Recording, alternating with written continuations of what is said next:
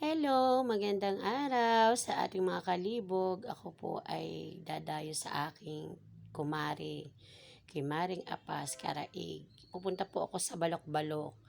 Kita nyo naman, super, ano yan, sobrang init. Tapos, sobra pong layo. Ako po ay ilang beses na po akong napunta sa kanila, pero ako po ay merong kaba. Dahil po, ako po ay na-aksidente po dati nung ako po umuwi. Ako po ay nag-inom sa kanila. Ayun po ay mga 2019 po siguro yun o 2020. Tapos sabi ko nga wala pa rin talaga kadala-dala. Kasi nga po kababata ko nga po yung kaya pag day off daw niya gusto niya daw akong makainom at makasama nga. Sabi ko sige wala lang problema, banding nga. Total nga magkapasokan na, kaya sabi ko sige puntahan kita. Kita niyo naman tubigan na po yan. Ako po ngayon ay malapit na ako sa, yan manggahan na po yan, manggahan na yan. Yan, dito rin po ako tumira dati. Ako po ay dito rin po lumaki. Yan, kita niyo yung kanal na yan. Ayan pong yan pong kanal na yan. Ayan pong dating aking nililiguan. Tapos ayun kita niyo naman kaliblib. Delikado po ito palalo pag gabi. Yan.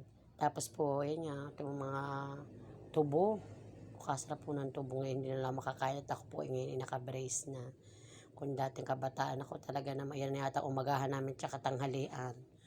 Yung mga tubo ngayon. Pero kasarap po niyan. Ngayon po parang parang nagano siya matamis, hindi katulad dati. Yan nga po, layo yung aking biniyahe para lang ako makapag-inom. Ayan po, alas 12 ng tanghali. Mga kalibog, wala po akong yung jacket. Kita nyo naman, di ba?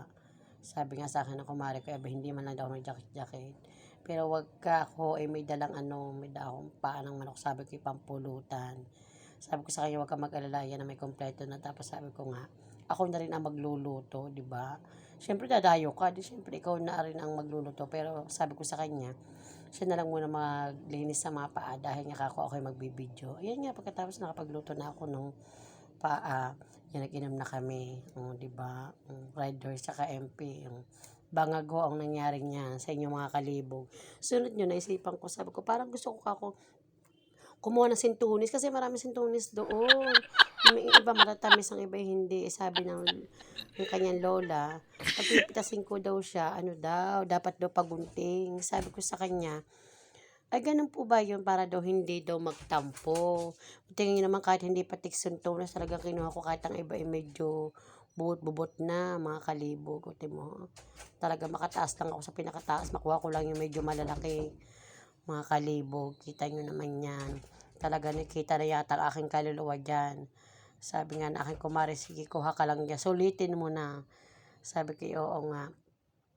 Kung kita nyo naman, di ba, ang dami mga bunga. Tutuwa naman ako kasi sa tagal-tagal lagi akong welcome dito. Ayan, tingnan nyo, di ba, ang dami ko nakuha.